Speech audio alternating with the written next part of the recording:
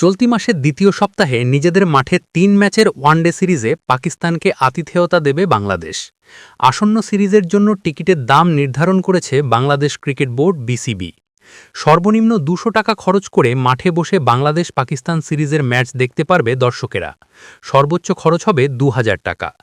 ৩টি ম্যাচই হবে মিরপুর শেরে বাংলা জাতীয় ক্রিকেট স্টেডিয়ামে। ইস্টার্ন গ্যালারির টিকিটের দাম ২০০ টাকা। নর্দার্ন গ্যালারি এবং শহীদ আবু সাইদ স্ট্যান্ডের বসে খেলা দেখতে খরচ করতে হবে ৪০০ টাকা। ক্লাব হাউসের টিকিটের মূল্য ৬০০ টাকা। ইন্টারন্যাশনাল গ্যালারির মূল্য নির্ধারণ করা হয়েছে ১০০০ টাকা। ইন্টারন্যাশনাল লাউঞ্জের জন্য দর্শকদের গুনতে হবে ১২০০ টাকা। এছাড়া গ্র্যান্ড স্ট্যান্ডে বসে খেলা দেখতে খরচ করতে হবে ২০০০ টাকা।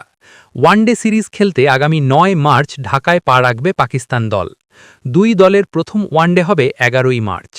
১৩ ও ১৫ মার্চ বাকি ম্যাচ দুটিতে মাঠে নামবে বাংলাদেশ পাকিস্তান। টি-২০ বিশ্বকাপের সুপার ৮ থেকে বাদ পড়েছে পাকিস্তান।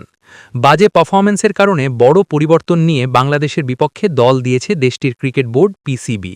সবচেয়ে বড় চমক বাবর আজমের বাদ পড়া। দলে নেওয়া হয়েছে এখনও পর্যন্ত ওয়ানডেতে অভিষেক না হওয়া ৬ ক্রিকেটারকে। এদের মধ্যে সবচেয়ে আলোচিত নাম সাহিবজাদা ফারহান।